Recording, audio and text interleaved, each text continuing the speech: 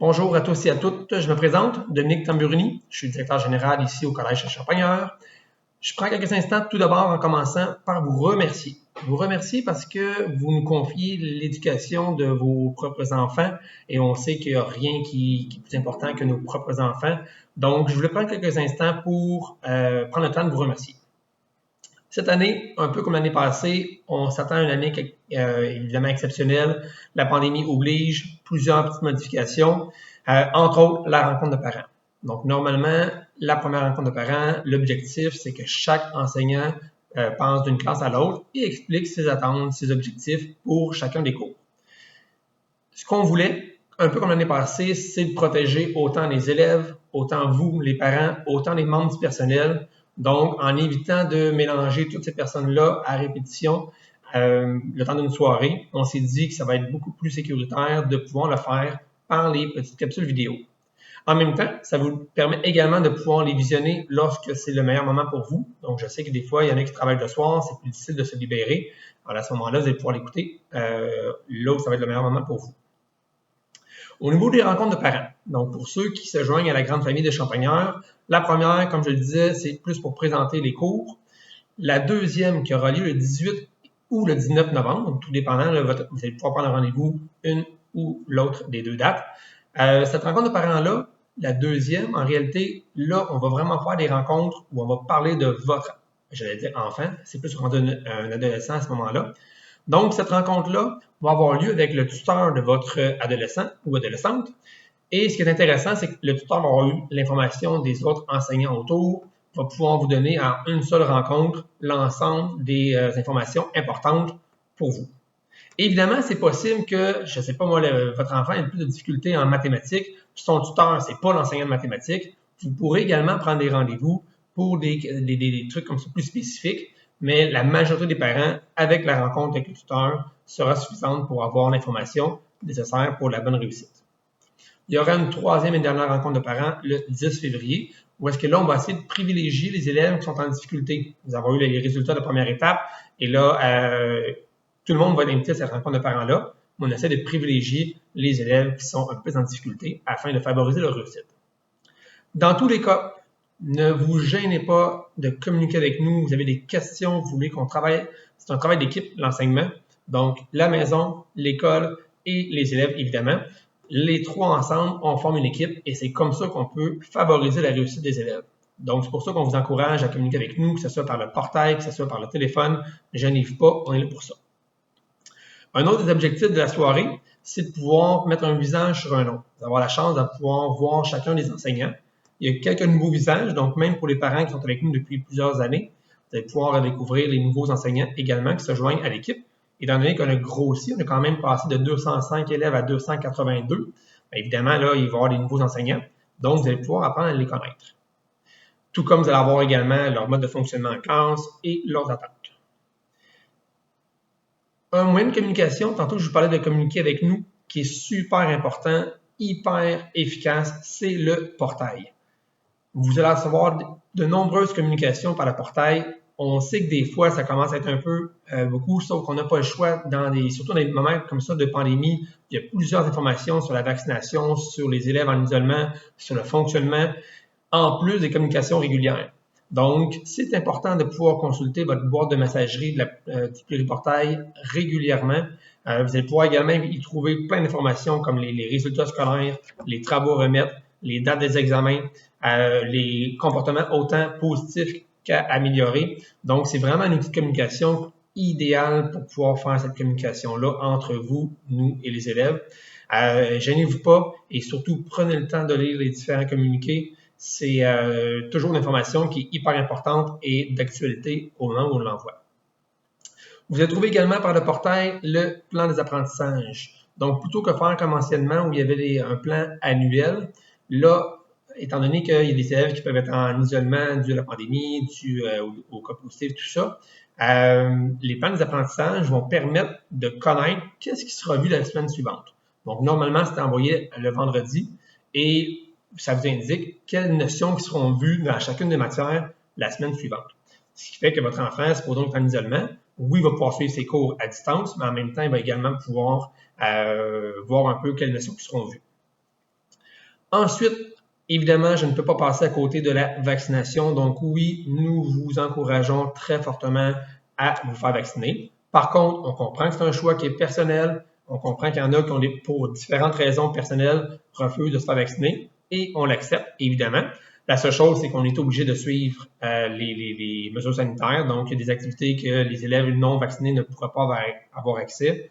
Tout comme si on vient qu'à avoir 2 élèves d'une même classe qui sont déclarés positifs, à ce moment-là, tous les élèves qui ne sont pas adéquatement protégés, donc 2 doses ou bien une dose avec la COVID, à ce moment-là, ces élèves-là qui ne sont pas adéquatement protégés, malheureusement, devront faire l'enseignement à distance le temps de la période d'isolement, alors que ceux qui sont complètement protégés, eux, pourront demeurer dans les classes pour l'enseignement. J'en profite justement pour vous dire, bon, la majorité, vous m'avez déjà envoyé la preuve vaccinale. Donc, on vous demande si ce n'est pas déjà fait et que vous avez fait les 2 vaccins, donc les élèves l'ont fait, on vous demande de nous envoyer la preuve vaccinale, soit le code QR, soit la feuille qui indique les 2 rendez-vous. C'est correct dans les 2 cas. Par le portail, il y a un endroit où vous pouvez y aller. Sinon, juste envoyer un message par le portail et de joindre la pièce, le code QR. Et à ce moment-là, nous, on va pouvoir inscrire dans nos dossiers comme quoi que l'enfant est adéquatement protégé. Et c'est ça qui va faire foi de quoi pour savoir est-ce que l'élève reste à l'école ou non dans le cas d'une éclosion. Donc, c'est vraiment important, 1, oui, la vaccination, et 2, de nous envoyer la preuve vaccinale pour avoir accès aux activités parascolaires, pour avoir accès aux activités midi, et surtout pour pouvoir rester à l'école si jamais il y a une éclosion, ce qu'on ne souhaite vraiment pas. Autre chose, c'est au niveau des symptômes. On vous demande vraiment votre aide. L'année passée, il y a eu uniquement 2 classes qui ont fermé sur l'ensemble de l'année. Donc, c'est pas beaucoup et c'est principalement grâce aux élèves et aux parents. Donc, les élèves respectaient les règles sanitaires au niveau du lavage de main, au niveau du port du masque en tout temps. Honnêtement, ils ont été excellents. Et les parents, vous nous avez également aidés parce que lorsque les élèves avaient des symptômes, on n'était pas sûr. Les parents gardaient les élèves à la maison. Et c'est ça qui a fait en sorte que dans plusieurs cas où il y a des cas positifs, l'élève est en isolement, mais pas le reste de la classe parce qu'il n'était pas à l'école au moment où dans la période de contagion. C'est pour ça qu'on vous demande encore de votre aide là-dessus. Si moindrement votre enfant a des symptômes, s'il vous plaît, gardez-le à la maison. De toute façon, c'est comme l'année passée, nous, aussitôt qu'un absent, on démarre le Teams, donc l'enseignement à distance. L'élève peut suivre en direct son cours. Il peut également poser des questions, interagir avec l'enseignant pendant le cours, ce qui fait qu'il n'y a aucun problème à ce moment-là. Et si jamais il est malade, tout ça, ben, il peut reprendre le cours parce que les cours vont être enregistrés, ce qui fait qu'il va pouvoir le réécouter plus tard. Donc, c'est vraiment important, s'il vous plaît, j'insiste, c'est la 3e fois, je pense que je le dis en 2 minutes. Si vos enfants ont des symptômes, gardez-les à la maison. C'est pas le temps de donner du Tylenol pour que la fièvre ne paraisse plus. Pas en une pandémie, c'est vraiment pas une bonne idée. Et l'année passée, ça a bien fonctionné grâce à vous, entre autres. Donc, on vous demande encore une fois votre soutien. Je vous parle quelques mots du programme de tutorat. Donc, au collège, encore une fois, l'ensemble des élèves peuvent choisir un de leurs enseignants pour le programme de tutorat. Ce programme-là, l'objectif, c'est de créer un filet social. Un filet pour que la plupart des élèves, là, toute l'année, ça va bien aller, ils n'auront pas de difficultés hors de l'ordinaire. Donc, pour eux autres, le programme de tutorat, en réalité, il n'y aura pas eu son utilité majeure. Par contre, un élève qui, ça a toujours bien été, puis tout d'un coup, il arrive un incident à la maison, je ne sais pas moi, il y a un décès au niveau de son animal de compagnie, ou il y a une séparation, ou peu importe quoi, et là, l'élève a des difficultés intérieures, ben, s'il y a un contact plus proche avec au moins un membre du personnel, ça va être beaucoup plus facile de pouvoir lui en parler.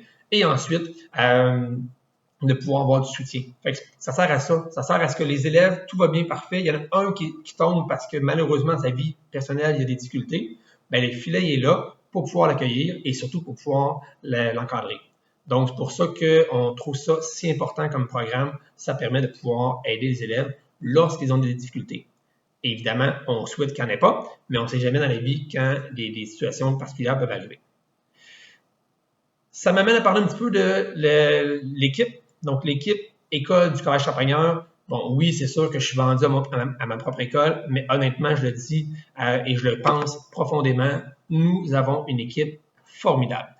Ils sont incroyables, ils sont dévoués, ils ont travaillé excessivement fort, oui, pour apprendre le fonctionnement de l'enseignement à distance, de Teams, tout ça, mais ils travaillent également excessivement fort pour que chacun des élèves puisse réussir, faire chacun des petits gestes pour que ça puisse faire une différence.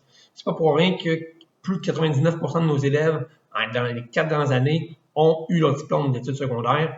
Ben, c'est parce qu'au final, on a réussi à faire ce travail d'équipe-là. Autant les membres du personnel qui font un travail incroyable, autant les parents et évidemment les élèves qui ont travaillé pour, ben, au final, ça finit par fonctionner. Donc, je vais prendre le temps de les remercier. C'est grâce à eux si ça peut fonctionner au collège. Un dernier petit mot pour l'enseignement à distance. Donc, Teams, on utilise la plateforme Teams.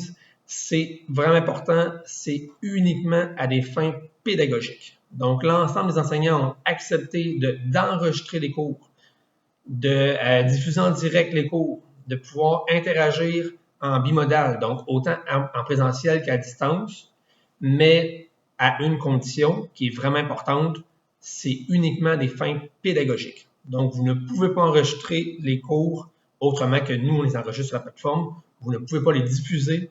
Moi, je ne peux pas les diffuser, exemple, pour faire un suivi disciplinaire. C'est pas ça l'objectif.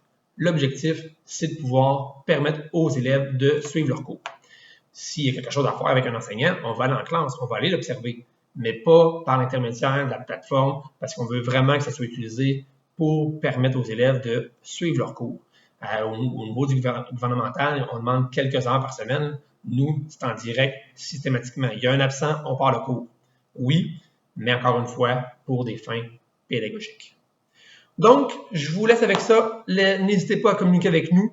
Prenez le temps d'écouter les capsules des différents enseignants. Ça vaut la peine de pouvoir voir leur mode de fonctionnement. Évidemment, s'il y a art plastique et musique, si votre enfant a choisi musique, écoutez l'enseignant de musique. S'il a choisi art plastique, celui d'art plastique. Mais sinon, je vous encourage réellement à pouvoir écouter chacune des capsules pour avoir, oui et non sur un visage, mais aussi le mode de fonctionnement, les attentes et tout. Donc, encore une fois, merci beaucoup. Je vous souhaite une bonne soirée.